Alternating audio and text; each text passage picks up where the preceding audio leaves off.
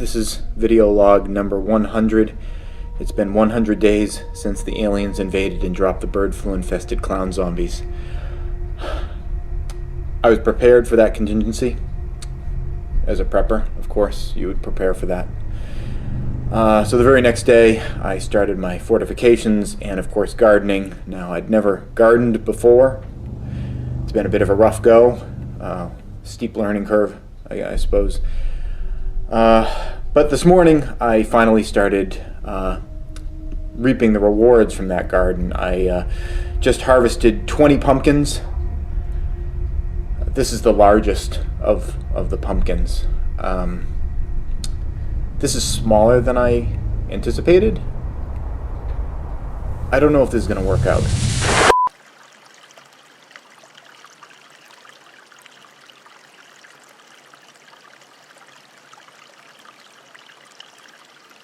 Hey YouTube, this is Praxis Prepper. Imagine with me for a moment, total collapse. Total Teotihuacan. Total Teotihuacan. The end of the world as we know it. You're walking across a post-apocalyptic landscape, scrounging for everything that you need for your daily life. You see a building, the first building that you've seen in months. You go inside for shelter, for comfort, for safety. There's one room inside the building, has scientific markings on it. There's electricity running into the room. There's still some lights on inside. You go in there, bright flashing lights, electricity. That was a time machine. You just walked into a time machine and now you're 100,000 years into the future. What are you going to do now? Now it's even more total Teotihuacan. More total Teotihuacan. It's a post-apocalyptic landscape. There's nothing anymore. These peaches you see behind me, they're gone. Extinct. You do find one can, a can of delicious food. You open it up with your can opener that you happen to have in your pocket when you walked into the time machine. You open it up. It's a delicious soup-like material. But you don't have a spoon. There's no spoons. Spoons are gone. Are you going to suffer the indignity of trying to drink it out of the can? No. You need a spoon, but you don't have one. Are you going to starve to death? What are you going to do? What are you going to do, asshole?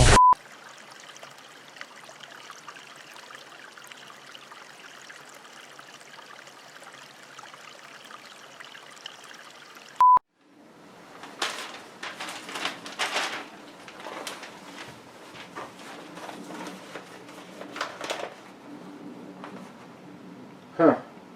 Looks like it's gonna rain tomorrow. That's it! I am sick and tired of your shit pessimism!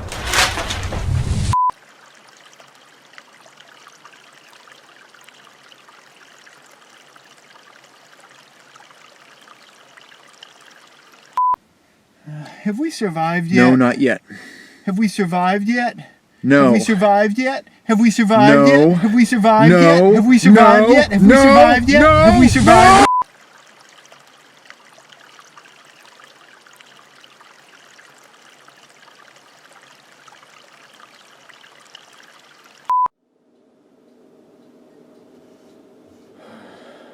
Dude, are you drinking out of the piss cup? No. The Berkey filter's just getting a little old. It's not what it used to be. Looks like the piss cup, dude. Oh. No. You're right. Yeah, this is the piss cup.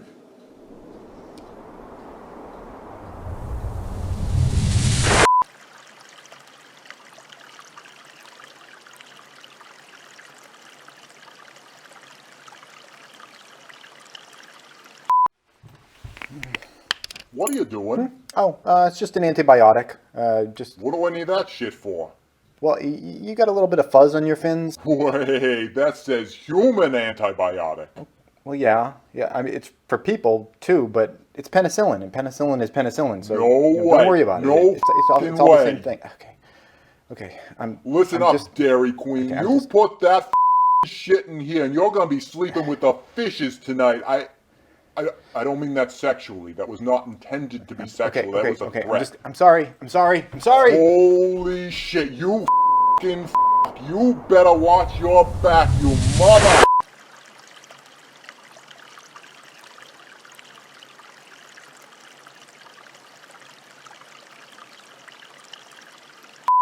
Hey YouTube, this is Praxis Prepper. On a recent alien invasion episode, I used a Faraday trash can to protect some of my electronic devices. Now, I got a lot of questions about... What are you doing? I told you to stay in my childhood. I told you to stay in my childhood. The power of Fred compels you. The power of Fred compels you. The power of Fred compels you. The power of Fred...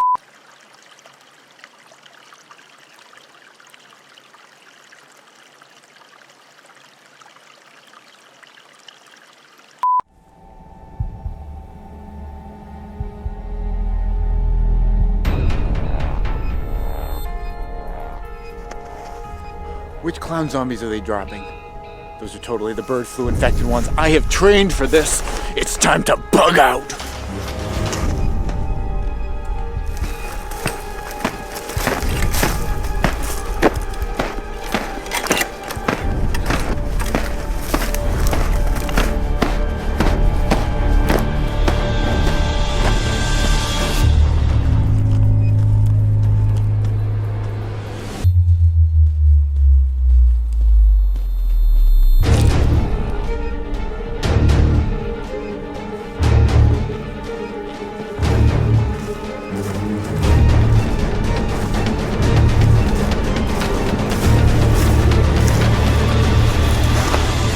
Oh yeah, we're out in the wild now. We're getting out. Shit.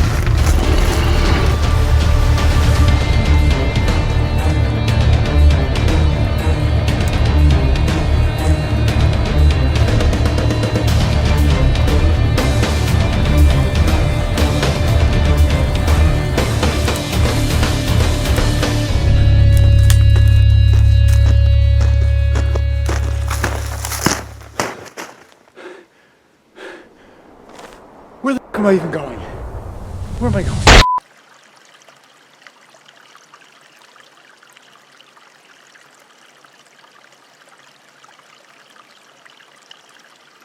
That's right, ladies and gentlemen. Tonight we're talking about the power of prepping, the wisdom of being prepared for life. We're talking about the story of Bear Grylls.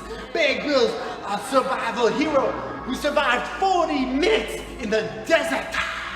That's right, that morning he woke up in his hotel room. He went down to the production meeting with all the rest of the crew. Did he have a full crew breakfast? He had a continental breakfast, just a continental breakfast of waffles, toast, bacon, eggs, coffee. Someone give me an amen. He was starving with this scant breakfast. The production crew had warm coats on. It was very cold that morning. But did Bear Grylls have a production coat? No, he had his costume. He was suffering in his costume. He had hand warmers in his pockets and his boots and all up and down his back. But other than that, he was suffering, surviving in the wilderness. Someone give me an amen. Hold on, hold on. I'm feeling the power of prepping. It's telling me somewhere in the audience there's an unbeliever, somebody who doesn't believe in the wisdom of prepping. But don't worry, don't worry. Someone give me an amen. Someone give me an amen. Give me an hallelujah. That's right, that's right. We're gonna turn them into a believer.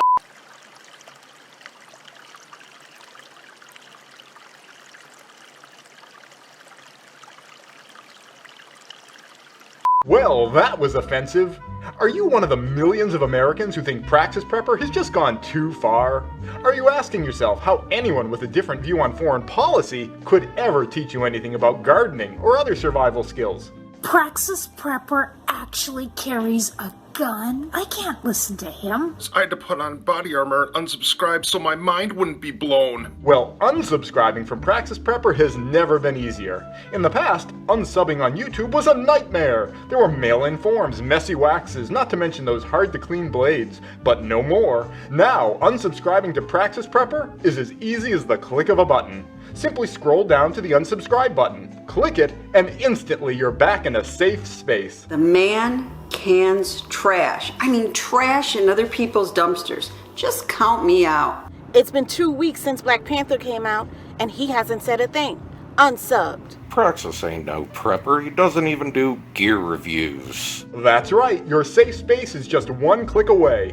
Unsubscribe today.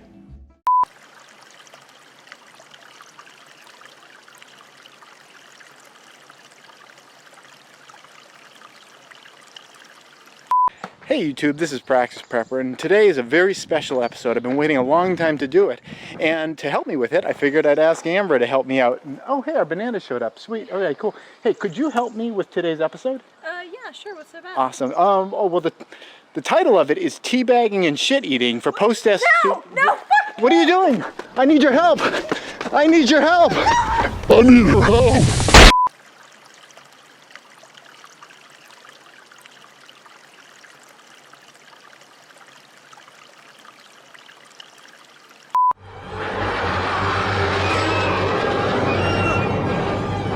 River, it's happening. Look.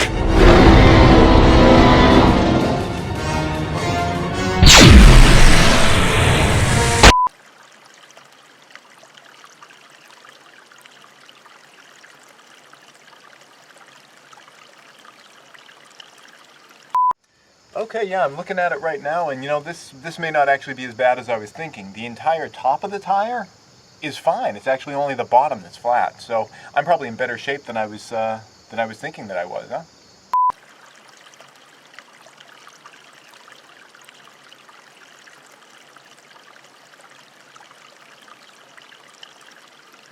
Hey everybody, this is Praxis, and in this video I'm reviewing the TAC9er Tactical Multi-Tool Shovel. It has a lot of features and tools in it, some of which you may find rather surprising.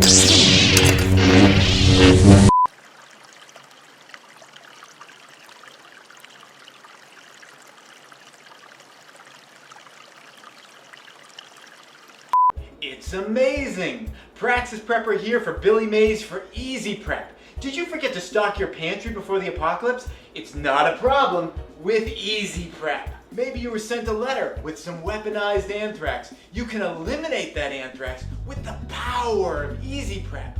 And what about a foreign military incursion? It's no problem with Easy Prep.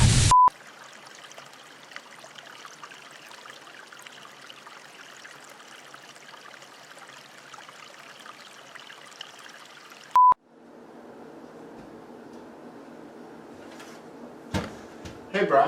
What you eating? I don't know, it's just something I found in the fridge. Those are some mushrooms I found in the woods. Oh! Oh! Oh!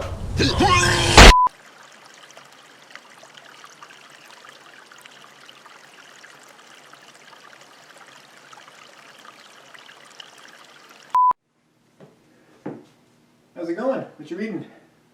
What's going on? Hello? Yeah, I'm just pissed off, you know. The world is just full of, WMDs, EMPs, CMEs, MREs, VDs. Don't even get me started on SJWs, you know? SJWs. He doesn't like social justice.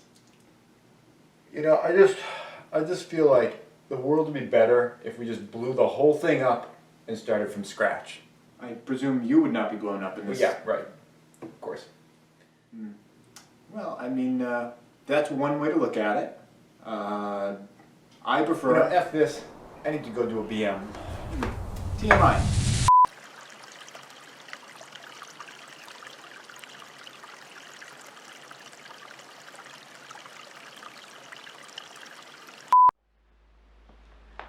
Are you still moping here?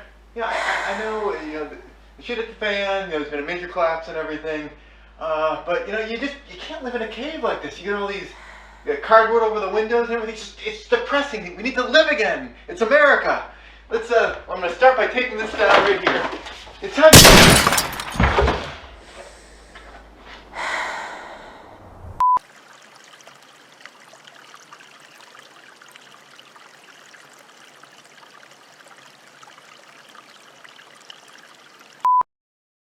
I'm an athlete.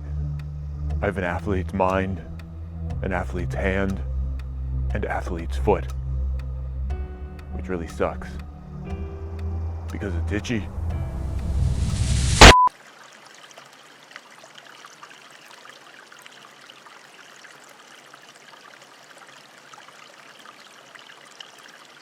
Side effects include headache, flushing, upset stomach, and abnormal vision. To avoid long-term injury, seek immediate medical help for an erection lasting more than 4 hours. Stop taking Viagra and call your doctor right away if you experience a sudden decrease or loss in vision or hearing.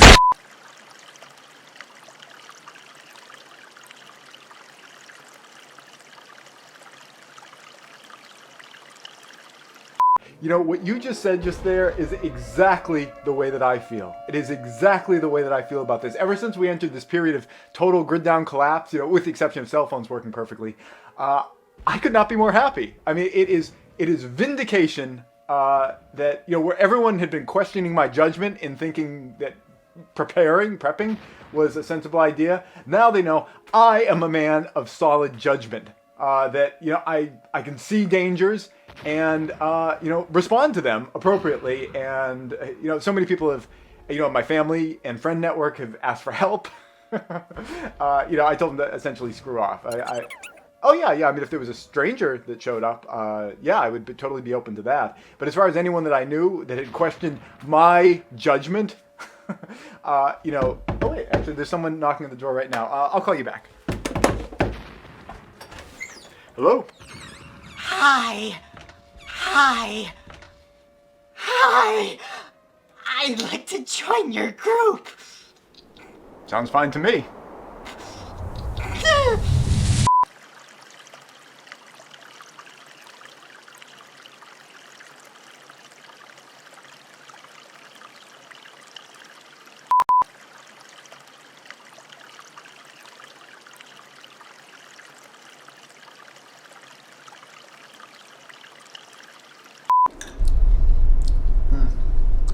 Hey YouTube, this is Praxis Prepper.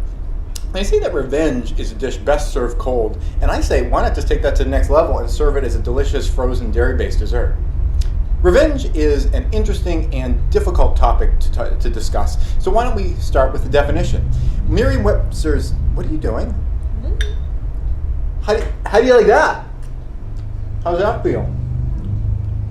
Anyway, Merriam-Webster's Dictionary, which is the wonderful book that also contains the words za and ain't. Ain't isn't even, what do you? I told you not, how about poo? How does that feel?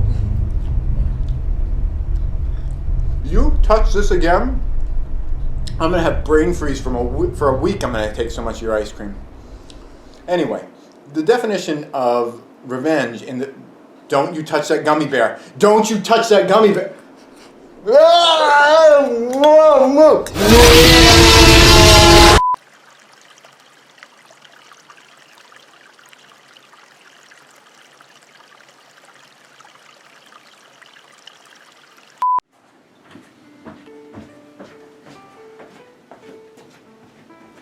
Son? What are you doing here? We need to have a very serious father-to-son discussion about protection. Shut up, Dad. This is serious. Now that you're a man, I know that you and that girlfriend of yours have been going out, what are the kids today calling it? Splitting the wood? No one calls it that anymore, Dad. Well, it's very important. You're a douchebag. You need to listen. It's very important that you protect yourself because I love you. Stop being I love you and you need to gross. protect yourself. So I want to make sure that you know how to use one of these. Oh, Dad, that's gross. Put that back. You need to watch this. I'm going to demonstrate on myself Dad. so that you have some sense of how to use this particular...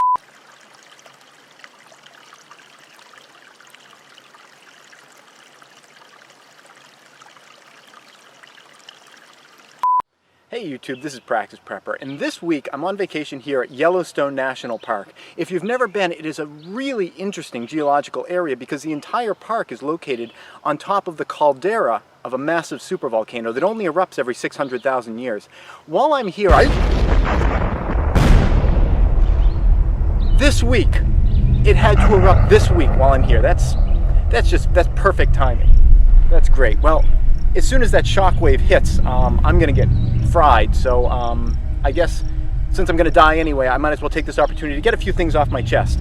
The big one really is that it's been a secret, but I guess I'll share it now. I'm quad-gendered polyamorous. Even I don't really understand what the quad-gendered part means, but polyamorous means that I am sexually attracted to plastic. I wanted to share that because...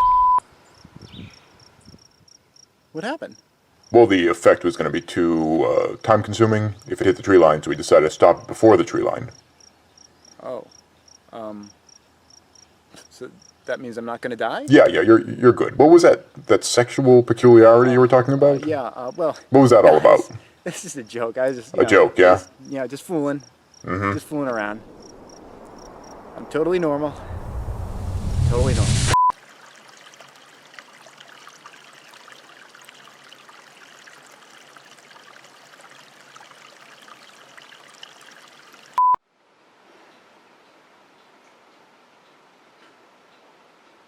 What's a six-letter word starting with the letter P that means someone who says they're going to do something but doesn't do it? Praxis?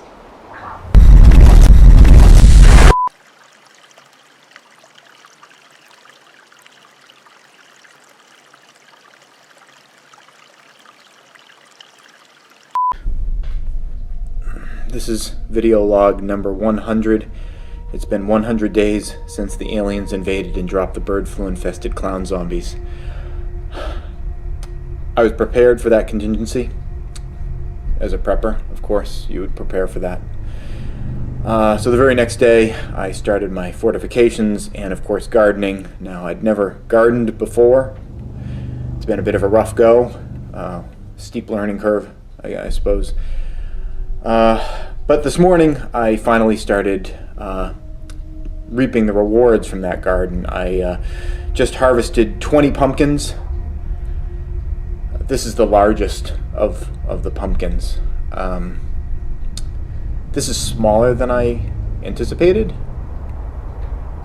I don't know if this is going to work out.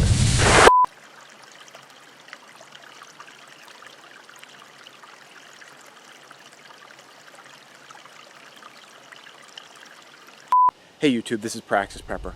Imagine with me for a moment, total collapse. Total Teotihuacan.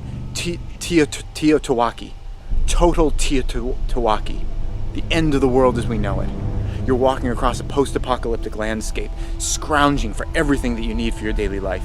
You see a building, the first building that you've seen in months. You go inside for shelter, for comfort, for safety. There's one room inside the building. Has scientific markings on it. There's electricity running into the room. There's still some lights on inside. You go in there, bright flashing lights, electricity. That was a time machine. You just walked into a time machine and now you're 100,000 years into the future. What are you going to do now? Now it's even more total Teotihuacan. More total Teotihuacan. It's a post-apocalyptic landscape. There's nothing anymore. These peaches you see behind me, they're gone. Extinct. You do find one can, a can of delicious food. You open it up with your can opener that you happen to have in your pocket when you walked into the time machine. You open it up. It's a delicious soup-like material. But you don't have a spoon. There's no spoons. Spoons are gone. Are you going to suffer the indignity of trying to drink it out of the can? No. You need a spoon, but you don't have one. Are you going to starve to death? What are you going to do? What are you going to do, asshole?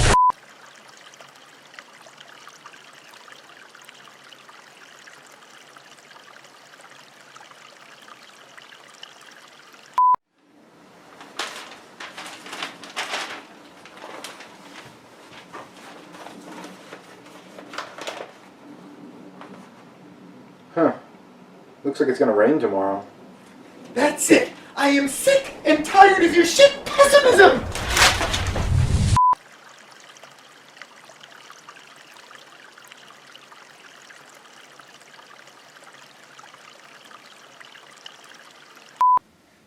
Have we survived yet? No, not yet. Have we survived yet? No. Have we survived yet? Have we survived No. yet? Have we survived No. yet? Have we survived No. yet? Have we No. survived yet? No. Have we survived?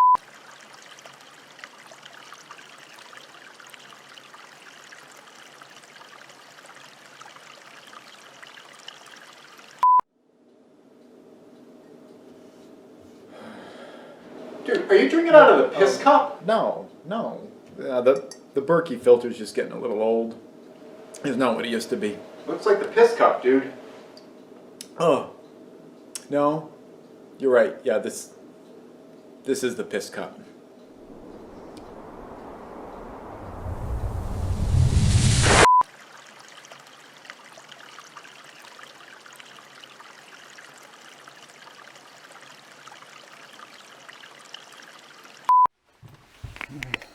What are you doing? Oh, it's just an antibiotic. What do I need that shit for? Well, you got a little bit of fuzz on your fins. Wait, that says human antibiotic. Well, yeah. I mean, it's for people too, but it's penicillin, and penicillin is penicillin. So don't worry about it. It's all the same thing. Okay. Listen I'm up, just, Dairy Queen. okay, You put that shit in here, and you're gonna be sleeping with the fishes tonight. I don't mean that sexually. That was not intended to be sexual. That was a threat. I'm sorry. Holy shit! You f***ing you better watch your back, you mother.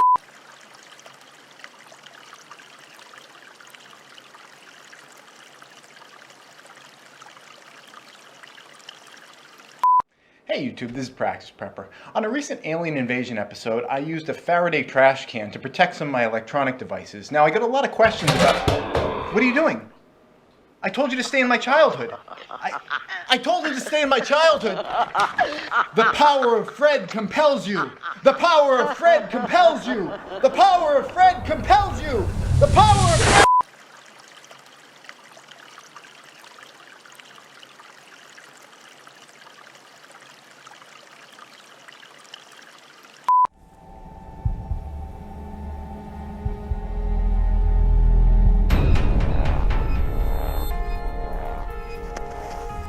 Which clown zombies are they dropping? Those are totally the bird flu infected ones. I have trained for this. It's time to bug out.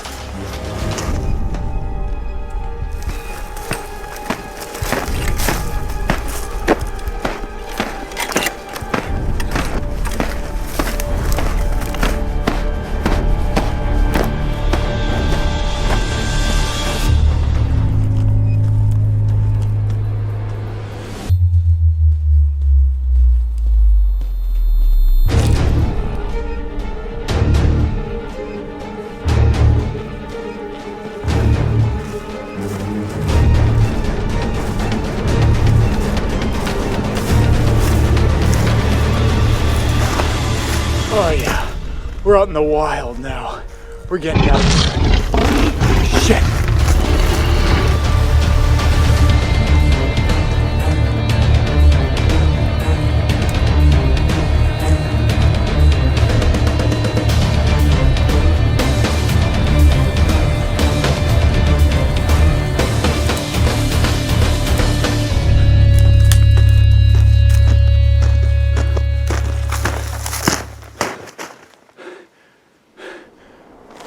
Where the f am I even going? Where am I going?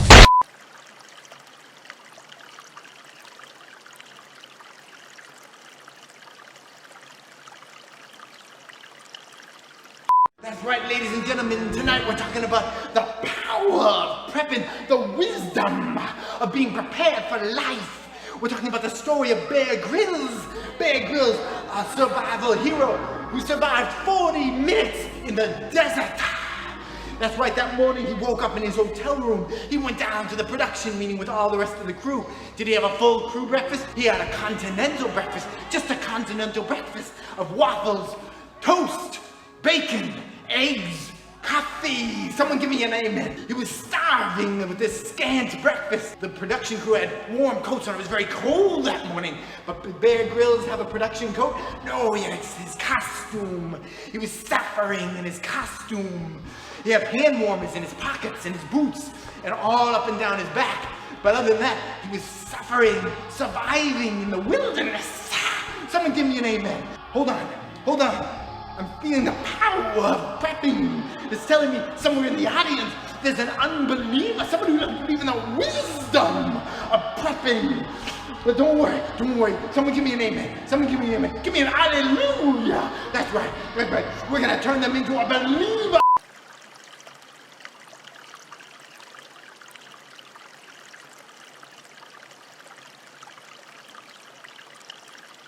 Well, that was offensive. Are you one of the millions of Americans who think Praxis Prepper has just gone too far? Are you asking yourself how anyone with a different view on foreign policy could ever teach you anything about gardening or other survival skills?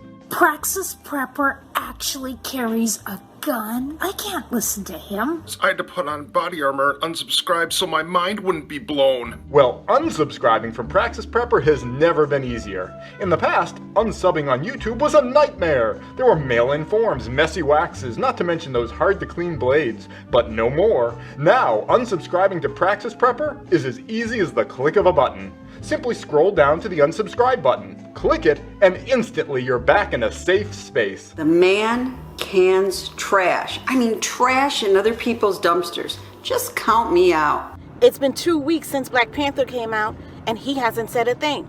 Unsubbed. Praxis ain't no prepper. He doesn't even do gear reviews. That's right. Your safe space is just one click away. Unsubscribe today.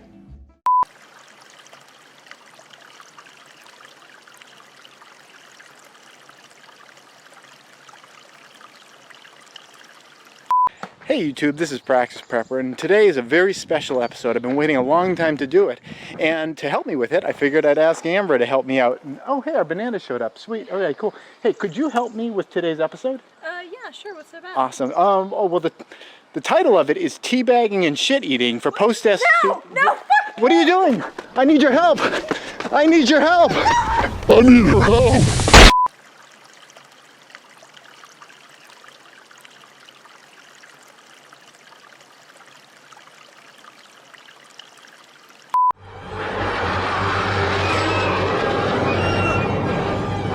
River, it's happening! Look!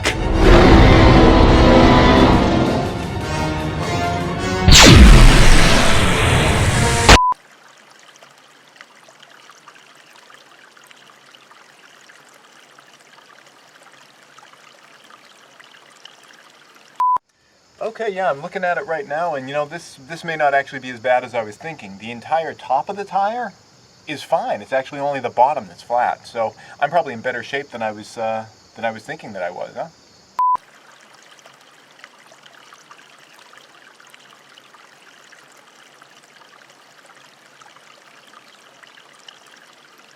Hey everybody, this is Praxis, and in this video I'm reviewing the TAC9er Tactical Multi-Tool Shovel. It has a lot of features and tools in it, some of which you may find rather surprising.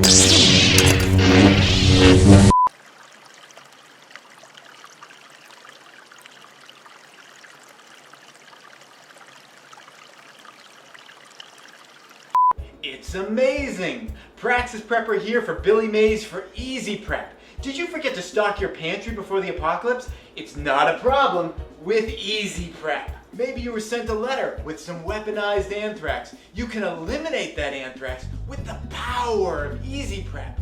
And what about a foreign military incursion? It's no problem with Easy Prep.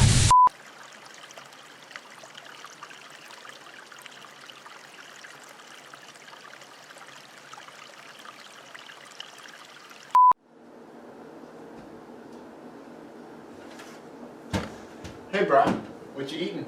I don't know, it's just something I found in the fridge. Those are some mushrooms I found in the woods. Oh! Oh! Oh!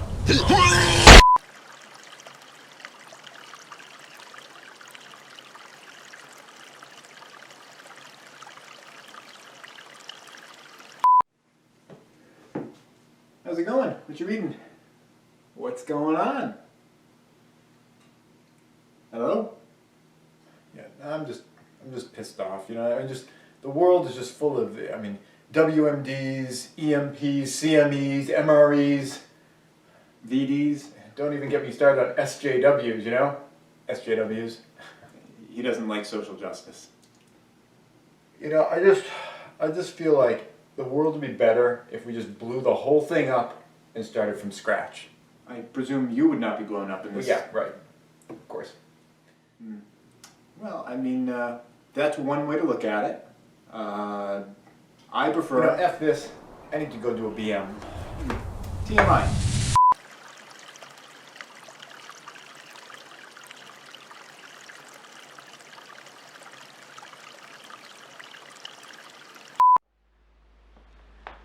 Are you still moping here? Yeah, I know, you know, the shit at the fan, you know, there's been a major collapse and everything. But, you know, you can't live in a cave like this. You get all these Cardboard over the windows and everything. It's depressing. We need to live again. It's America. Let's, I'm gonna start by taking this down right here. It's time.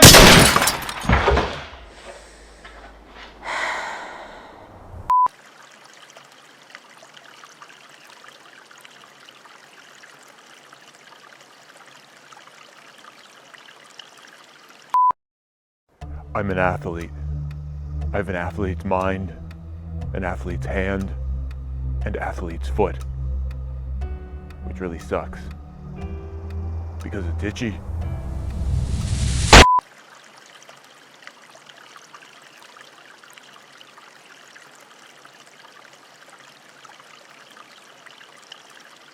Side effects include headache, flushing, upset stomach, and abnormal vision. To avoid long-term injury, seek immediate medical help for an erection lasting more than 4 hours. Stop taking Viagra and call your doctor right away if you experience a sudden decrease or loss in vision or hearing.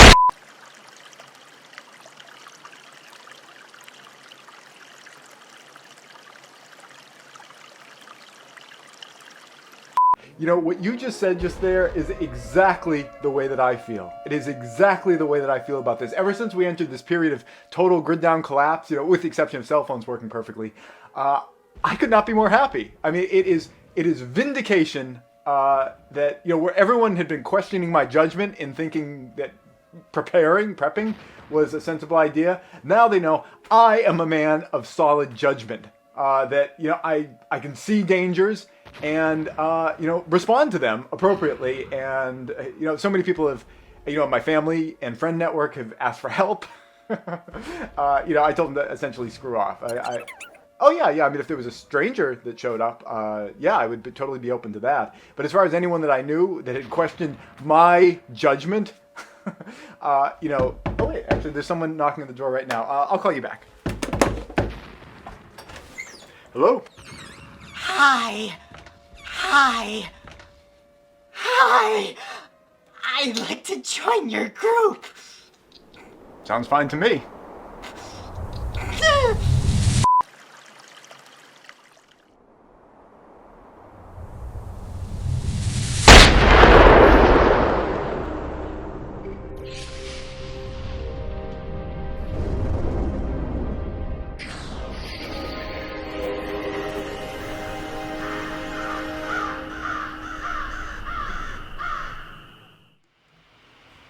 Hey everybody, this is Praxis and welcome to the live stream that's for everyone. I kind of like this new format. There is a special password for you if you're a Patreon member because I want to give, I don't know if I want to say it that way. Yeah, preferential treatment to Patreon people because they're the ones that help me to keep putting in the time to do this channel. If people didn't really support this channel on Patreon, I know that when push came to shove, if I was kind of balancing between, well, should I like keep building or make more videos, I'd be like, I'll just make more videos. Nobody cares anyway. So the wonderful people at Patreon keep this channel coming to you at the caliber that it's coming to you at, and you can imagine how bad it would be if they weren't there.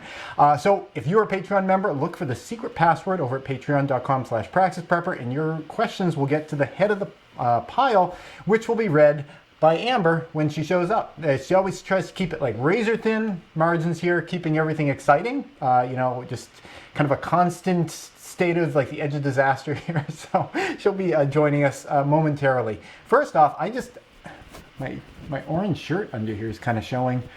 River and I were watching the first Back to the Future movie a while ago, and we were so close to just finishing it that we I decided to just let us finish it, but then I was realizing, wow, I gotta like do the whole live stream thing too and everything. So I'm just a little bit underprepared today. But anyway, welcome everyone. What we do on this, if you're new to the live stream, is that we talk about homestead building, retreat building, and anything else, especially things related to you know, coronavirus at the moment, and sort of what we're transitioning into, which is sort of, you know, recession fears or maybe even depression fears. And, you know, I wanted to talk a little bit about what we here have been doing to kind of take advantage of what I think is going to be kind of a lull between, you know, catastrophes. Welcome, Amber. I'm wearing the Super Chat shirt, which, if you guys are new, if you send us a Super Chat, Amber will write your name somewhere on this shirt, and it's really, we're getting down in terms of real estate. There's a whole back, but nobody wants to be on the back. There's still some spots here, so you know, if you want to send us one of those, that's another way of supporting the channel. I do have an update of what's been going on at our Homestead site, but you know, mostly what I want to talk about here is, you know, you guys' questions. If you are planning someday on maybe having your own retreat, having your own homestead, whether you want to buy land or whatever, I've been through this so many times before, and sometimes it's just really easy to ask someone a question instead of trying to look it up or whatever. I can't guarantee that I'll have the answer, but you know, I'll do my best to help you out with that. Before we get into any of that stuff, though, why don't we see, do we have any questions here? I see Matt Elliser here and Kev2D, who is represented many times on this shirt. In my image, hey, in my image, and Happy Prepper, as promised, has shown up. And I'm sorry, Happy Prepper, for correcting your grammar earlier. I'm kind of a grammar Nazi, so I know he used one of the wrong theirs. But Happy Prepper is very young, and you know, we're all still learning. And it was like me, I was trying to help you between what I'm saying and your face making it look like I'm an a-hole, I kind of feel like an a-hole. I'm an English minor, and I don't go around acting like a grammar Nazi. Happy Prepper, can you tell Amber like the gentleness with which and I was very self-deferential. I was like saying, you know, I make mistakes too, and I totally do. In fact, when I watch a lot of my videos later on, I'm editing them, I'm like, why, you know, I'll be looking for the word capsule for some reason, and I'll use like cow or something. Kev2D wants his name written on your forehead. Oh God, I'll go. It's a Sharpie marker. Should I just get a sticky note and slap it on your forehead then? Maybe we should have a hat. I'm going to look for a hat while we go to the video from this week, highlighting some of the really exciting things that have been going on. Think of any questions you have during the video, and we'll be right back. Hey everybody, we're here on site, and doesn't that look like a blast from the past? This is like early last year while we were working, doing the framing on this house, but we're starting over on this one, which is the shed that's going to hold the solar hot water panels. In fact, that's really the only reason that this is being built, at least at this moment, is because we need this surface up here for laying down our solar hot water panels. We don't really need a shed under it, but I figured if I had to build a whole scaffold for holding solar hot water panels, I might as well build a shed under it. It's a little bit of extra work, but I get a lot of extra utility out of it. This is being built with 2x10 ceiling joists. These rafters here are all 2x10s up here. It is a piece of ripped down floorboard for the collar tie, and the posts are a combination of 2x4s with a 2x10. With a piece of this floor decking with the tongues and the grooves ripped off for the center, which gives it a little bit of extra thickness. I think it's kind of a neat look having the multiple thicknesses.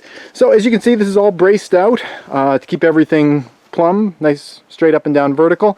And I've started putting on the boards on the side. One of the nice things about putting this together is that because I didn't have to worry about any building codes or anything, I could do what seemed to make sense, and the spacing between these guys is set so that you can perfectly put a 10-foot board here or here for these sheathing boards without having to cut it, which is great because there's no waste, no scrap, and I can work a lot faster because I don't have to cut anything. So I've been working on this whenever the weather is good, and inside I'm just going to kind of show you the progress on what's been going on in there, because we know we've been doing other things on the inside when the weather hasn't been so good.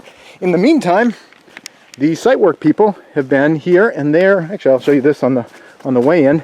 They have been working on getting the garden area all set. Off to the side over here is the septic tank. We can't drive over that, but there's going to be a little road that goes through here that goes down to the back part of the property, and there's a retaining wall that's going to hold up sort of a I hate to use the word lawn area, but I will for utility. It's kind of like a lawn area, but mostly it's going to be garden, and there's going to be fruit trees all around here. I think it's going to be a really pretty and functional place to work. One other thing that got finished up here, you can see this vertical black pipe coming out of the ground here.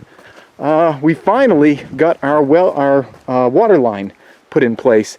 The earlier crew had come in, they'd kind of screwed it up where they didn't put it in the right place, but now this is in the right place. There's a union down there, and it continues over to here. Actually, this is the first time I'm seeing it too. Continues over to here, and what we're going to have on this end is there'll be a spigot that can be turned on and off, and before the winter time we'll be able to open up the spigot on this end, drain the entire line. It'll drain, gravity drain, just right from the house, so I don't have to blow air through it or anything like that. It'll be a really quick and easy way of draining water out of the line before the winter so nothing freezes. Here is where we're going to have the spigot hook up, so we'll be able to have like a hose for the rest of the garden area. We'll be trying to do a lot of gray water work, but we'll also be using well water, I'd imagine, just so we have the option to go back and forth one or the other. All right, let's hop in quickly and we'll just see what's going on in here. And mostly what's been going on in here is reorganization and just kind of tidying up and stuff. This area here has been turned into the lumber sort of storage area. The entire upstairs, I'm just going to peek upstairs, my shoes are really muddy so I don't want to walk around too much, but the entire upstairs has been essentially all cleaned out, with the exception of that one room, to do the putty work on the floors. Putting all the putty in all those little nail holes that were pounded through. So I had to clear all these areas out, and once this is all done, eventually we're going to sand it and then put some stain down on it. But for now, we're just getting the area cleared out. So that's what's been going on lately. Primarily, it's just me working on the shed. I really want to get that shed together, because once the shed is together, the person that's going to do the solar hot water panels, as soon as they get out of the hospital, they were the one that had brain cancer. As soon as they get out of the hospital and they're back and working again, I'll be able to tell them, whenever you feel up to it, you can come on over and you can do that work over there. So I'd love that to just be available to them, so as soon as they have the time to do it, they can jump on that. Additionally, while I can't move any stuff, prep, supplies, junk, whatever, into this space, and I really don't want to, because I already got so much stuff piled up here. I don't really want any more stuff. But you can't move any boxes from the house until you have your occupancy permit and everything. But the shed, as soon as the shed's done, I can do whatever the heck I want in there. I've already ordered some racks. There's going to be some racks in there. There's going to be plenty of storage space. So an awful lot of surplus supplies and stuff can start packing into that shed, and it's going to make everything else really a lot easier to work with. Because things like this giant pile of, this is the door for the shed right here, this giant pile of all these solar electric components and all that kind of stuff, that can all get put into the shed. There's other things like the air blower, the air exchanger, all that kind of stuff we can put in the shed, and it'll just give us so much more breathing room in this space, so we can be more effective at working in here. So once the shed's done, it's going to unlock this place. Plus, in the I keep calling the root cellar the greenhouse. In the root cellar, there's a lot of junk in there. We can pull that stuff out of there, put it in the shed, and start using the root cellar as a root cellar. Which, given that we're in a developing emergency situation right now, it'd be nice to be getting real quality use out of the root cellar. So let's go back to the live stream. You said you weren't going to do that. Okay. Well, you asked for that. I was not aware that was going to happen, but thank you, Kim2T, for supporting the channel. Well, my impression of what this was going to be, and we did this, is we added some red and some dripping blood to your name right here. The blood idea came because it's like near the armpit, so I thought it could be like a mortal armpit wound. So we saw some questions pop up there. One was from in my image. I wonder if you could clarify where you ask, how does the water work and how hot can it get? I'm not sure exactly what you're referring to there. So if you could, oh wait, you're probably talking about the solar hot water. I read your comment while I was I was going to say my character. It's actually me in the video you saw. While your clip was playing. Yeah, I know, but I think of myself as being a character. I read it while I was looking at the video of the underground hose, and I was like, why the hell would you think that thing can get hot? It's underground. Okay, yeah. How hot the water is going to get? Well, first off, it's not water. They put a mixture of something in. I think there's some water, but it's mixed with some chemicals. I don't honestly know why any of it is. I'm really going to start asking more questions when we actually do the install. And when I started talking with the solar hot water person, it was a year ago. So we had a lot of conversations. I don't really remember a lot of them, but I know it's not water. I know it might be glycol. I know at some point they did glycol, but then maybe they got away from glycol. I think they might have gotten away from glycol. But it gets fairly hot, and they've got some features on it where it's supposed to drain during certain periods. Like if it gets over hot and stuff, it'll drain out to prevent the thing from going crazy. I will be sharing a lot more with you, when that happens. But the essential way that it's going to work, and I do know this part because I actually designed like this sort of approach to it, is you have the house here and you have the shed here, and you want the hot water in the house. And I didn't want to put the solar hot water panels on the house because, it was really hard. Like they have to be at a very specific angle, and the angle didn't match the roof, so they'd be kind of like kicked up and stuff. And plus there's no dead air space. There's no like wall cavities or anything where the pipes could go down through. So once you'd want it to get into the house pretty quickly, because in the middle of winter you don't want pipes running on the outside of the house getting cold. So you'd want it to get into the house quickly, and then you'd have like visible insulated pipes running through your hot water area. I'm sorry. I asked Amber to interrupt me, and I mean verbally interrupt me. To welcome people. Okay, but it was just another question. I figured you could get to okay, it. Okay, just write the question down. Just take a note right there. Okay. Yeah. So anyway, you want to get the hot water into the house, and I didn't want to put the panels on the house, so I came up with the idea. Let's put them on the shed, and the way it's gonna work is panels on the roof. The shed is all insulated. It's like a little mini house. It's gonna be. It's got 2 inches of foam, not crazy like extra foam like the house is gonna be. It's mostly just because I could do 2 inches of foam and not have to buy any more foam, because I have like 20 extra sheets of foam, and it would take 16 sheets of foam to do 2 inches over the entire shed. So I was like, okay, great, 2 inches of foam. So panels on the roof, they're going to go into like a storage tank, and all the machinery is going to be down in the basement of the shed. So it doesn't have to be in the house, and there's going to be 2 conduit lines. They told me to leave 2 6-inch lines that you could run hot water, and apparently they asked for 2 because in their experience, if they ask for 2, usually they get 1. I gave them 2, and they said now they only need 1. So I'm going to throw in the extra conduit line, and maybe I'll run I can run the electricity out to the shed and stuff like that. I don't know what else, but it's like, they asked for 2, I gave them 2. So yeah, all the machinery pretty much is going to be out in the shed, and it's just going to send all the water into the house. And having the solar hot water storage tank in the shed will help. I mean, it's going to lose some heat to the environment. It'll help keep the shed from freezing, so it'll make the shed a more, thermally balanced environment in the winter. So you said we had another question. Is this series still going along with the storyline of Devil's Countdown, or is that actual reality? Yeah, it's astonishing how many things have gone wrong in this series. Drama is interesting, and having problems to solve is like, it's a learning opportunity, and it's a learning opportunity for me, and I share that stuff with you guys. But honest to God, people in the hospital, people dying, people with weird cancers, flesh-eating bacteria, global disease pandemics, and then just simple people not showing up. We've had so many problems with this. Yeah, it is aptly named, I think. And I'm just really looking forward to it ceasing to live up to to the promise of mayhem that was included in the title. But it's been kind of a nutty ride. Do we have some other questions here? Okay.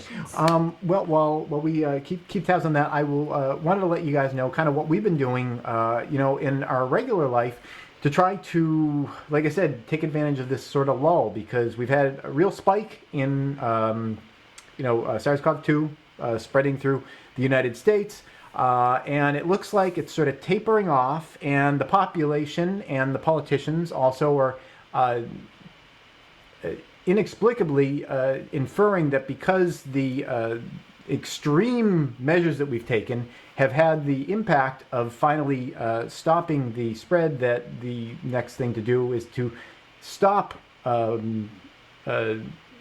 living under these circumstances that have limited the spread, so that we can kind of go back to maybe SARS-CoV-2 spreading around again. So it's going to be an interesting summer. I think that the things that people are banking on, the idea that summer is going to save us and that people's immunity, once they get it, they can't get it again, that's going to save us. Neither one of those are proven yet, so we're going to kind of see how those go. But, I'm kind of hoping that, we've got this little bump and we've got hopefully a little bit of a lull until we get into, what's coming in the fall, which is almost certainly a second wave of coronavirus going through. It could be more dangerous. It could be less dangerous depending on how the mutations roll. I mean, from a virus's perspective, the most effective virus is one that nobody notices and there's no symptoms at all, because then it spreads all over the place. The virus itself doesn't have any need and shouldn't have any desire, if it did have desires, which it can't, it's not even a living thing. But, there's no advantage to a virus killing people, so, in terms of evolution and, evolutionary pressures and everything, there's no reason to think that it won't evolve to be, less dangerous to people. But who knows? And we've been taking advantage of this lull, and it looks like we've got a question. Any tips on keeping a greenhouse warm? Just built one in the yard, and the summer here is a bit chilly. In the summer here? His geographic location, I guess. In a summer here, in the yard, and a summer here is a bit chilly. Doesn't get particularly well, hot Kev, you're in Ireland, so we're coming towards summer right now, and I'm not sure what you mean by this. Well, yeah, I guess it's chilly now. Anyway, yeah. So let's just talk to the question itself. The way that I've kept greenhouses warm in the past, I've never heated them, is that I've just insulated and focused where the light is going to come in on having the glazing or whatever glass or plastic material that you're going to have on there, and all the other walls really are insulated. A lot of times when you see greenhouses, they'll be like a dome structure, and it like kind of a half cylinder kind of thing, or they could be like a regular house sort of shape or whatever. But usually when you see greenhouses, they're all glazed in every direction. It's like the south side is glazed, the east is glazed, the west is glazed, the north is glazed. It's just an update for anyone, or a review if you forgot what the 4 compass headings are. But usually people just put glazing everywhere, but it really doesn't do you any good on, specifically on the north side. So when I've built greenhouses, I've never put windows on the north side. I've always kind of faced them towards the south and put as much insulation on all the other sides as I can, focusing the glazing, which allows the heat in, but also lets a lot of the heat out, especially at nighttime, focusing that on the direction where it's going to do you good, and having insulation on the other side, on all the other sides. One of my favorite ways of doing a greenhouse is, I think it might be South American or North or South Central American, or I want to say it's like Peruvian. It's like a Peruvian design. You guys can Google it right now and let me know whether it's true or not.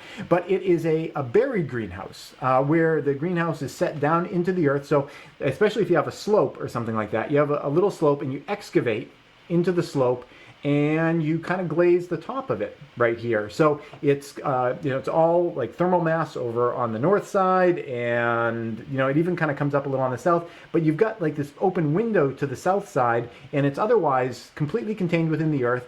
You put some insulation around there, and have some thermal mass on the inside, so you have insulation, and then your supporting wall, and then your open space, so that you get that wall heated when the sun comes in. You paint the wall black or something like that to store a lot of that thermal energy.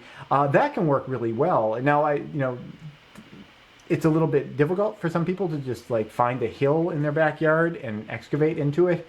So I know that's not necessarily that everyone, something that everybody can get into. At our build site in particular, I didn't really have anything like that, so we kind of created it. If you guys remember in the series, we were doing a lot of excavating, and then we were doing a lot of filling. And if you picture the way that our house is, and I'll use this little, actually use Kev2D right here. Use this as kind of the illustration of our house. The south face is over here, and that's where all the windows are. The sun comes up and goes around like that, and this is in the northern hemisphere, obviously. And on the north side, we didn't really have a lot of dirt, but we filled it in on this side. So dirt comes all the way up here, comes all the way down there, and we've got all the glazing kind of facing this direction. So we kind of created that sort of thing where you have a slope and you cut out of it, but instead of that, we built the entire hill, which was time consuming and costly. But it creates that kind of impact where you can get your warmth from the sun, and then you're kind of storing it in that mass, and you're protected underground. The last homestead that I built, one of the greatest attributes of that was the fact that it was burned into the ground. The earth is just such a wonderful moderator of temperatures that whenever you have the opportunity to take advantage of that, it's a wonderful thing to just be able to just plug into it, and it's just absolutely free energy. And I know that coolness isn't necessarily energy, I mean, in a technical sense, but the fact that you have to use energy to create cool artificially, it's, you know, I kind of look at it as energy in the bank. Like that you can use it for cooling in the summertime, you can use it for warming in the wintertime, because it usually stays warmer underground in the winter than the outside air is, and it usually stays cooler underground than it is the outside air is in the summer. It's a really great attribute that you can capitalize on. And if you guys ever do anything like this yourself, really seriously consider using that element. One of the best things about the place that we're building right now, in addition to the fact that I copied that, having it burned in, is that I created it under the house. If you guys have been watching the series, you know I've got those air tubes blowing air underneath, and that is, we got another question coming, so I'll answer that, but that is beautiful. It's just, there's no other word for it. I've been pumping air down into there that's 60 degrees, and the slab down there is 47 degrees, and it has been 47 degrees for weeks and weeks. I'm blowing this air down there. The heat's not disappearing, it's getting stored in there, but that is a huge battery, and that is going to be beautiful in the summer. In the winter and the summer. In the winter, when we get that thermal battery up to temperature, it's going to take forever for that to get exhausted. So it's like one hot fire per week, you know, cook that baby under there, warm it up, and it's just going to be keeping us warm. And inverse, in the summer, it's going to be keeping us cool. We had a question? So still talking about the greenhouse, I used a clear plastic rather than glass as it's lighter and cheaper. Do you have a preference? Yeah, I have some definite thoughts, and I have a lot of experience with greenhouses. You guys know from my channel, I'm a big fan of trial and error, and error is a big part of that. I've made many greenhouses at the last homestead, and you guys might remember from the last homestead, if you have been watching my channel for a while, you might say, hey Praxis, you only had one greenhouse there. Yeah, but I had 4 different roofs on it. I kept trying different roofs. The first one I just kind of came up with my own sense of common sense and logic and whatever, and that was by far the best performing roof that I ever had. It wasn't perfect, which is why I took it down and tried some other things, but it was by far the best performing roof I ever had. That one was a fiberglass roof. It was just flat fiberglass sheets that were translucent, so it's like you couldn't look directly through them. Which is me defining what the word translucent means for you guys. It was made for thermal applications. It was made for greenhouses. It was a great material. The problem with it was that the roof was kind of pitched like this, and in order for me to kind of support the material, I ran a bunch of boards. I think I used like 2x3s that ran across this way. And what that did for the roof, because it was just flat material, it wasn't corrugated or anything, is it made these little lumps. And there wasn't much to them, and if you tried to walk up on that roof when it was wet or icy or anything like that, you would go straight down. But that was not the case for ice and snow. Ice and snow just grabbed onto all of those grooves and never came down. So I was thinking, well, this isn't really working that great for me. So I tried something different. The next thing that I tried was a plastic corrugated greenhouse roofing material that was made specifically for greenhouses, and it was made so that it could be put across those boards so it wouldn't do the warping and the buckling. And that worked pretty well, except that the supporting material, it was these little kind of plastic bumpy things that kind of matched the profile of the corrugated plastic roofing.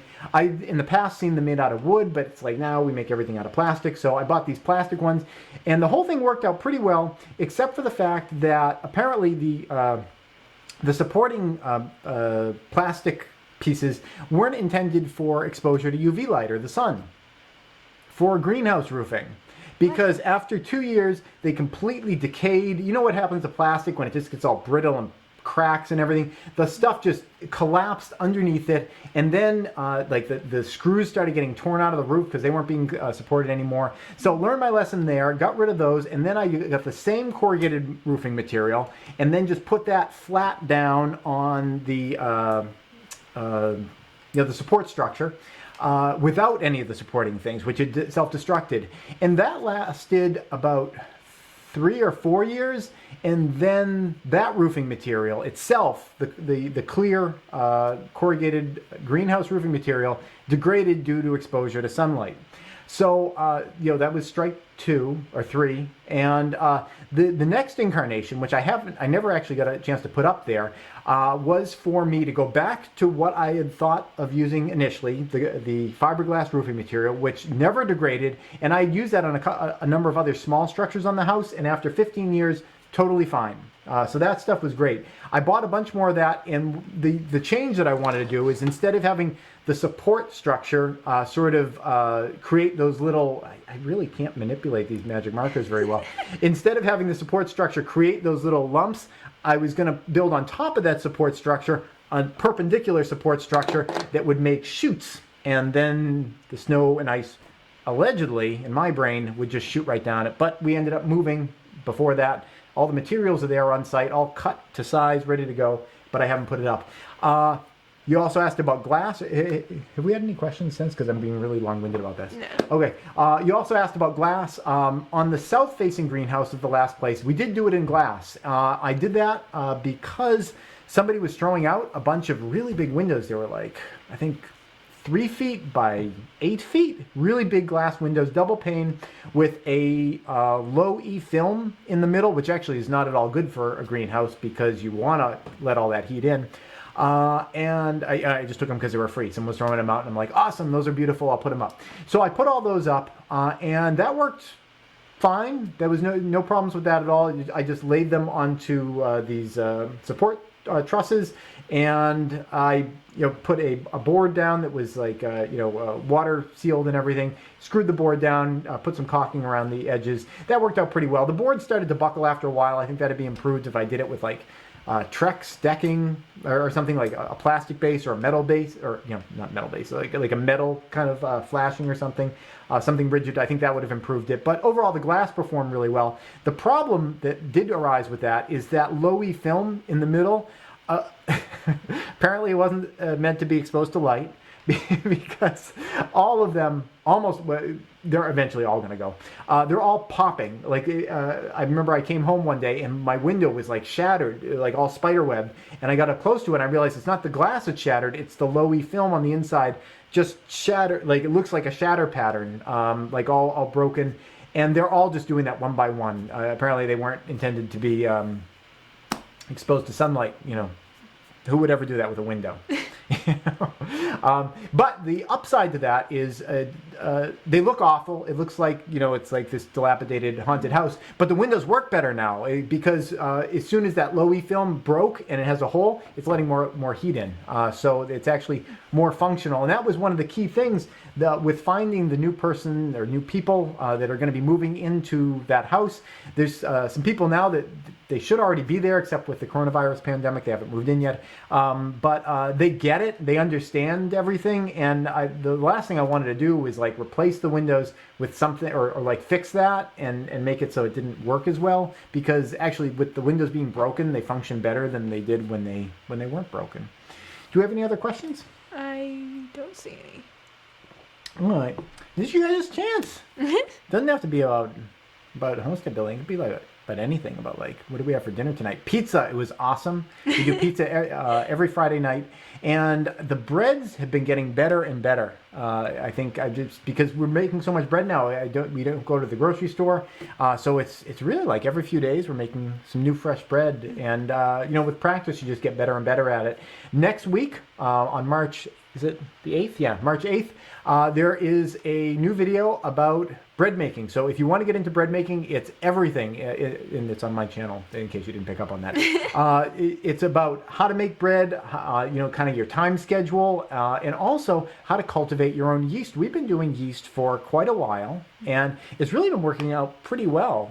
We've had some kind of weird experiences, like You want to share with people what happened this week when we were making the pizza bread? We were mixing it up.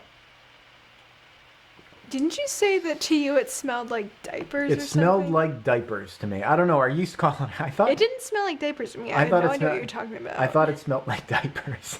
I don't know, but it worked fine and nobody got poisoned. At least yet. We had it a little while ago. One thing I've been thinking about doing, and I know a lot of other prepping channels have been talking about doing this as well, is the idea of lessons learned during this whole situation. I know, it's a big thing on my channel. I know there's a lot of other prepping channels out there, and the hosts are very forward about the fact that they're perfect. They know everything, and anyone that disagrees with them is like a moron or a libtard or a fascist or whatever. I don't pretend that at all. I know that I've got all sorts of problems, all sorts of mistakes, and the more that you can acknowledge that within yourself, the more opportunities you have to fix them. So I think the people that think that they're the dumbest tend to be the smartest, which is why I think I'm the dumbest person in the room right now. Yeah. So anyway, I've been learning a lot during this whole coronavirus situation. I mean, we were reasonably well prepared, and you compare us to kind of like 99% of everyone else. That's a YouTube statistic. There's no actual metrics behind that. But you compare us to most people, and we're like, oh, you guys are totally fine, and we have been fine. But there have been things that I've been realizing during this. It's like, we should have had more care about that, more care about this. One thing in particular is bread baking. We've been doing a lot more bread baking. Normally, I would have on stock somewhere between 50 and 100 pounds of white flour and 50 and 100 pounds of wheat flour. We've got two large tubs, and each one holds about 50 pounds. We kind of like have one full and then have another one on top of it that we use. Once that one gets down and empty, we go to the store, refill it, and we've got the other 50 pounds ready to go. So we kind of like keep going between 50 and 100 pounds and resetting every time we get down to 50 pounds. And that's been working pretty well, although I think during this experience with so much bread baking, I actually just bought some more tubs so we can stock more. But in particular, it's kind of things related to bread baking, like cornmeal. I use cornmeal all the time for bread baking. On March 8th, you'll learn all about it. I'll sprinkle that down on the pans. It makes the bread come up really easily. It adds a nice little grit to the bottom of the breads. I use a lot of cornmeal, but I never really stocked a lot of cornmeal, and we've really been pissing through it lately. I had a huge tub, and it was kind of the thing where it's like, never going to run out of that. It's like it's lasted me for years, because I would only use a little bit every Friday. But now with us, doing bread baking all the time, because River might want a peanut butter sandwich, or just a piece of bread or bread and butter, or you guys don't need to be told the different uses of bread. But we're just going through a lot more bread, so we're going through a lot more cornmeal. So I'm keeping a lot of mental notes about the things that I'm feeling like we need to do improvements on. And I know a lot of other prepping channels. I think Canadian Prepper was talking about doing one, and who else was talking about it? Prescott Caliber Club, their channel. I think I was chatting with Ryan over there, and he was saying that he was maybe going to do that too. And I think a lot of people are probably thinking about it, because whenever you have an experience like this, it's I was always looking at this pandemic as being kind of like, I think I've actually described it like this on the channel. It's kind of a dry run. It's like, it's really been difficult. Thousands of people have died. It's like, it's a real deal. But at the same time, it's not like, 30% of everyone that gets it dies. It's kind of, although with the U.S. we're giving that 30% a run for its money. But, it's not as bad can get. And it's been an opportunity for a lot of people to kind of have like a soft entry, try out some things. And I know I've learned a lot. Do we have a question? Somebody asked, could you bake without an electric oven? I have a Dutch oven, and I've been practicing with it. Yeah. Also to make a perfect loaf. Yeah. Absolutely. I don't have a lot of experience with Dutch ovens in particular. I have worked with something like a Dutch oven, and I've been thinking, I think I made like a little video post on it recently. A Dutch oven, I may be a little bit off on this. I usually don't know what anything is, and I call everything by the wrong name. But a Dutch oven, it's essentially like an iron pot, and it's got a lid, and I think there's like an airspace in the bottom. You essentially put it in a fire, and you heat the whole thing up, and you put stuff in it, and it can bake. It's something along those lines. If I'm grossly off, let me know. Otherwise, cut me some slack. I've created some things like that. Like when I've been camping, sometimes I'll make a kind of a Dutch oven out of rocks. So I'll build a stone hearth with, you know, sides and a back and a bottom and a kind of a lintel over it, and I'll burn a fire inside there and heat up all the rocks and then scrape stuff out, and I'll put some bread in the back and have that kind of puff up. And you know, sometimes it works better than others, and sometimes you get little bits of like ash and stuff like that in your bread. But yeah, I mean that's one way of doing it. You know, warming up any kind of like a hot object. Here's one thing I do all the time though, and it is using solar ovens. I have 2 solar ovens, and I will let you guys know. I know a lot of people that run prepping channels. It's like we get all this crap for free, usually in the form of flashlights. And you know, I think a lot of people are under the impression that it's like everything we have, it's like we just get it because people send it to us for free. I bought these solar ovens, you know, way before I ever had a prepping channel. I bought one of them and loved it so much I had to buy another one because it was just such a useful device. A solar oven is essentially a greenhouse on steroids. It is, you got like a glass front on it, and you got insulated sides like we were talking about. You want to insulate your sides if you want to keep your greenhouse warm. And then there are a bunch of mirrors. You don't actually need the mirrors. They just help to intensify and make it a little bit hotter. And I've cooked bread in our solar ovens many times. In fact, this summer I'm sure I'm going to be doing that because I'm making so much bread. And it's really great because the solar ovens are a nice, slow, even heat. What was this? Stop talking? You told me to shut you up if new people are coming on. Oh, okay. I thought someone told me to shut up. My feelings were hurt. I'm sorry. Okay, who do we got? Survival Jason Living? Stanley and Survival Living? Hey, welcome, guys. Actually, I don't know if Survival Living is a... it's totally a dude. Okay, cool. Yeah, so I've used solar ovens so many times in the past, and I continue to use them. I would really highly recommend getting one. I use an American Sun oven. They're kind of expensive. I'll put a link down in the description below if you're interested in those. But it doesn't have to be an American Sun oven. In fact, American Sun oven, I've got them. I'll put a link down below because they're good. But there are some things about those where I'm like, why did they do it that way? Like this part, several parts were kind of weak. Whatever. They fell off. But the basic bones of them work really well. And like I said, I've got 2 of them, and I'm using them all the time. But you can make your own solar oven, and I've done that on a number of occasions where.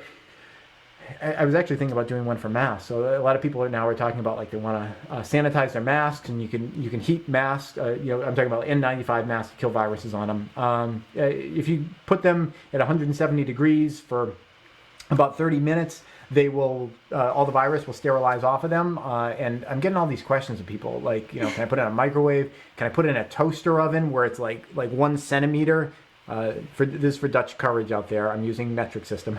It's where like the top of the mask is 1 centimeter from the heating element, and like the mask is going to blow up in flames. So I've been thinking about maybe making a video about how to do a simple solar oven where you could just put your mask in there, and solar ovens can easily get to 170 degrees. We're constantly cooking at my solar oven. I put it out in the sun. It's usually about 300 degrees, 275 to 325. It usually hangs out in there.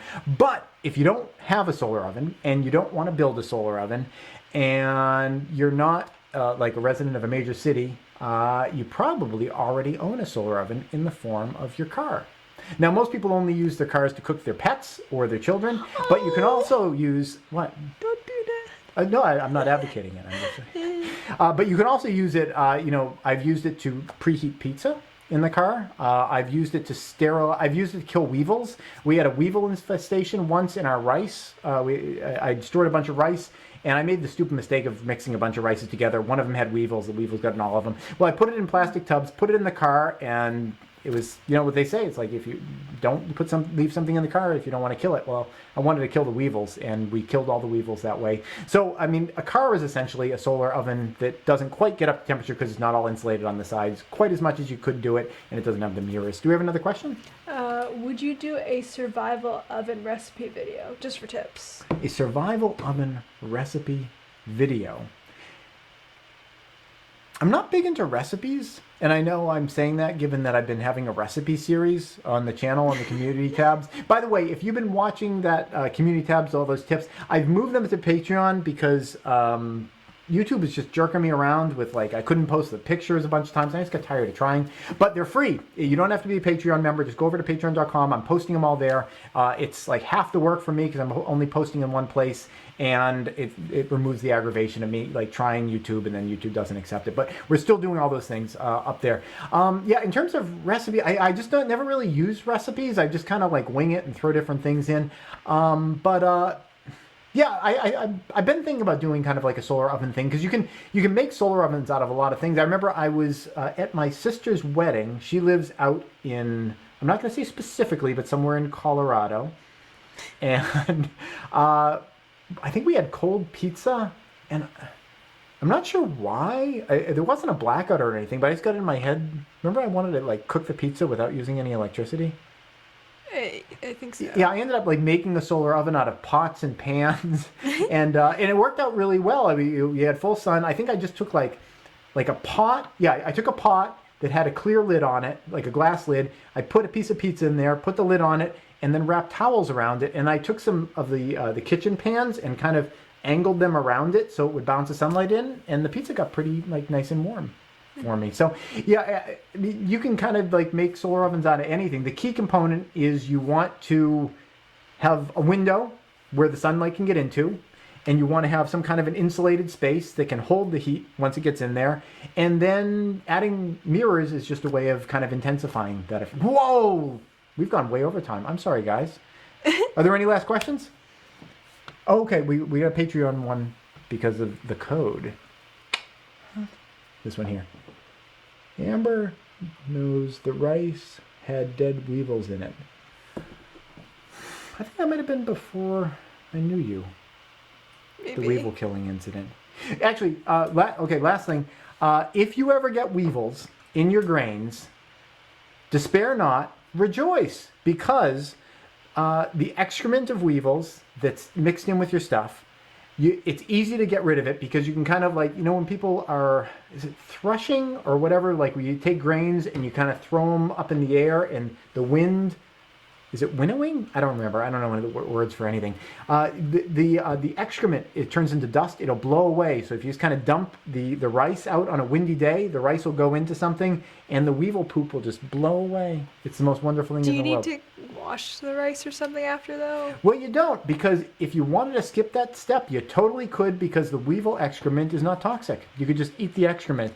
Ew. And you can eat the weevils. It's just a source of protein. There is no, to my knowledge, there is no toxic. I'm a vegetarian. I can say this kind of stuff. I am too, but I'm more of a vegetarian. You're more of a vegetarian than I am. There is no toxic weevil that I've been able to discover on the entire planet. So if you ever get weevils and you kill them by, you know, I was going to say whatever method, but I mean, if you like put like toxic chemicals in them to kill them, this wouldn't apply. But if you kill them by like the method I talked about, bake them in the car, bake them in the oven, whatever, you can eat their dead corpses, and it's just an extra source of protein. It's kind of like mealworms. It's like you feed the mealworm something and then eat the mealworms. Stop.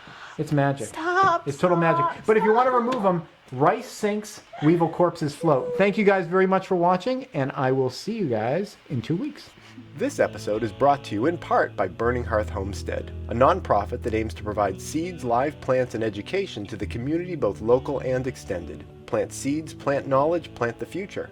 If you'd like to thank them for supporting this channel or find out more about what they do, go to burninghearthhomestead.org. Please subscribe and tune in every Friday at 4:30 New York time for a new video. And if you'd like to support this channel, you can do so both through Patreon or PayPal.